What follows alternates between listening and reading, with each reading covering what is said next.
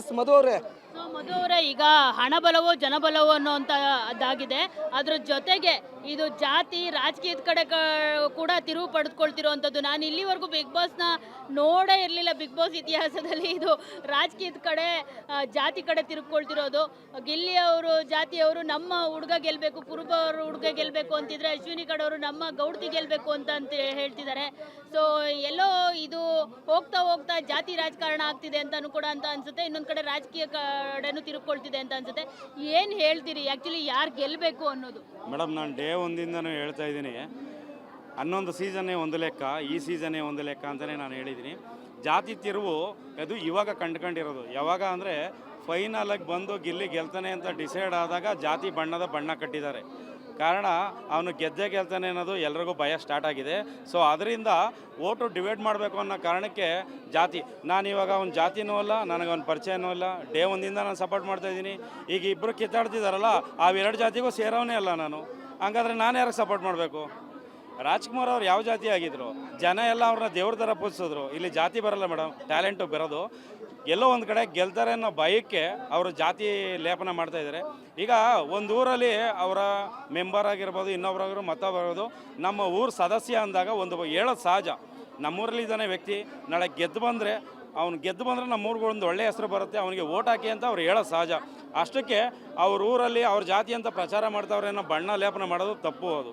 ಈಗ ಹಂಗಾದರೆ ಇವರು ಒಂದು ಸಂಘಟನೆ ಅಂತ ಕಟ್ಕೊಂಡು, ಒಂದು ಸಂಘಟನೆಯವರು ಒಬ್ಬ ಸಪ್ರೇಟಾಗಿ ಒಬ್ಬ ವ್ಯಕ್ತಿಗೆ ಅವ್ರ ಸಂಘಟನೆಯಲ್ಲಿ ಇದ್ದಾರೆ ಅನ್ನೋ ಕಾರಣಕ್ಕೆ ಆ ವ್ಯಕ್ತಿಗೆ ಇವರು ಸಾಲ ಹಾಕೊಂಡು ಪ್ರಚಾರ ಹೆಂಗೆ ಮಾಡ್ತಾರೆ ಇವರು? ಹಂಗಾರೆ ಆ ವ್ಯಕ್ತಿಗೆ ಮಾತ್ರ ಸೀಮಿತನ? ಇವರ ಸಂಘಟನೆಯಲ್ಲಿ ಎಷ್ಟು ಬಡವರು, ಡ್ರೈವರ್ಗಳು, ಕೂಲಿ ಮಾಡೋರು, ಎಷ್ಟು ಜನ ರಕ್ತ ಸುರಿಸ್ತಲ್ಲ, ಎಷ್ಟು ಜನ ಕೇಸ್ಗಳು ಹಾಕ್ಸ್ಕೊಂಡು ಜೈಲಿಗೆ ಹೋಗಿಲ್ಲ, ಅವರೆಲ್ಲ ಯಾರು ಶ್ರೀಮಂತರ? ಹಂಗಾರೆ ಬಡವ್ರ ಮಕ್ಕಳು ಬೆಳೀಲಿ, ಸಪೋರ್ಟ್ ಮಾಡಿ. ರೂಪೇಶ್ ರಾಜಣ್ಣ ಬಿಗ್ ಬಾಸ್ಗೆ ಹೋಗಿದ್ದಾಗ ಯಾಕೆ ಯಾವ ಸಂಘಟನೆಯನ್ನು ಸಪೋರ್ಟ್ ಮಾಡಲಿಲ್ಲ? ಅವ್ರ ಹೋರಾಟ ಇಲ್ವಾ?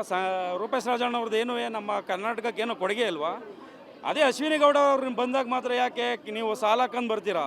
ಸಾಲ ತೆಗೆದುಬಿಟ್ಟು ಬಂದು ಸಪೋರ್ಟ್ ಮಾಡಿ, ನಾವೇನು ಕ್ವಶನ್ ಮಾಡಲ್ಲ. ರಕ್ಷಣಾ ವೇದಿಕೆಯವ್ರ ಬಗ್ಗೆ ನಾವೇನು ಕ್ವಶನ್ ಮಾಡಲ್ಲ. ನಾರಾಯಣಗೌಡ್ರ ಬಗ್ಗೆ ಅಪಾರ ಗೌರವ ಇದೆ. ನಾರಾಯಣಗೌಡರು ಇದ್ರ ಬಗ್ಗೆ ಎಲ್ಲೂ ಮಾತಾಡ್ತಾ ಇಲ್ಲ. ಆದರೆ ಅವರ ಕೈ ಕೆಳಗಿರುವಂಥವ್ರು, ಅವರ ಅಕ್ಕಪಕ್ಕ ಇರುವಂಥವ್ರು ಆ ಸಾಲನ್ನು ಹಾಕೊಂಡು ಬರೀ ವ್ಯಕ್ತಿ ಪೂಜೆ ಮಾಡ್ತಾಯಿದ್ದಾರೆ. ನಮಗೆ ಅದು ಇಷ್ಟ ಆಗ್ತಾಯಿಲ್ಲ. ಯಾಕೆಂದರೆ ನಾರಾಯಣಗೌಡ್ರನ್ನ ನಾವು ಇವತ್ತಿಂದ ತುಂಬ ವರ್ಷದಿಂದ ನಾವು ನೋಡ್ಕೊ ಬರ್ತಾಯಿದ್ದೀವಿ. ನಮಗೆ ಅಪಾರ ಗೌರವ ಇದೆ ಅವ್ರ ಬಗ್ಗೆ. ತುಂಬ ಜನ ನಾರಾಯಣಗೌಡರು, ಸುದೀಪ್ ಸರ್ ಫೋಟೋ ಹಾಕ್ಬಿಟ್ಟು ತುಂಬ ವೈರಲ್ ಮಾಡಿದ್ರು. ನಾವು ಅದ್ರ ಬಗ್ಗೆ ಮಾತಾಡೋಕೆ ಹೋಗಲ್ಲ. ಯಾಕೆ ಗೊತ್ತಾ? ಪರ್ಸ್ನಲ್ ಕೆಲಸಗಳೇ ಸಪ್ರೇಟ್ ಜೀವನನೇ ಇರುತ್ತೆ ಅವ್ರದ್ದೇ ಆದಂಥ. ಅವ್ರ ಮದುವೆ ಕರೆಯೋಕೆ ಹೋಗಿದ್ರು, ಅವ್ರ ವೈಯಕ್ತಿಕ ವಿಚಾರ ಅದು. ಅದ್ರ ಬಗ್ಗೆ ನಾವು ಏನು ಎರಡು ಮಾತಾಡಲ್ಲ. ಆದರೆ ಇವ್ರು ಹೇಳ್ತಾ ಇರೋದು ಸಾಲ ಕಂಡು ಅಶ್ವಿನಿ ಗೌಡನೇ ಗೆಲ್ಲಬೇಕು ಅಂದರೆ, ನೀವು ಸಂಘಟನೆ ಕಟ್ಟಿರೋದು ಕರ್ನಾಟಕ ಜನರಿಂದ. ನಿಮ್ಮ ಮನೆಯಿಂದ ಒಬ್ಬರಿಂದ ಸಂಘಟನೆ ಸ್ಟಾರ್ಟ್ ಆಗಿಲ್ಲ. ಕರ್ನಾಟಕದ ಮೂಲೆಯಿಂದ ಜನ ಸೇರಿದ ಮೇಲೆ ಸಂಘಟನೆ ಬಂದಿರೋದು.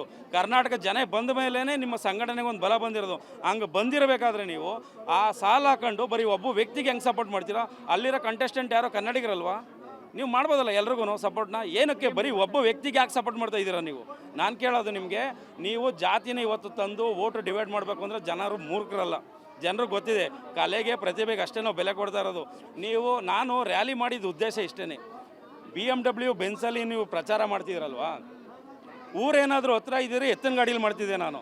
ಸೊ ನಮ್ಮೂರಿಂದ ಅವ್ರ ಊರಿಗೆ 70 ಕಿಲೋಮೀಟ್ರ್ ಇರೋ ಉದ್ದೇಶಕ್ಕೆ ನಾನು ಬೈಕ್ ರ್ಯಾಲಿ ಮಾಡಿದ್ದೀನಿ.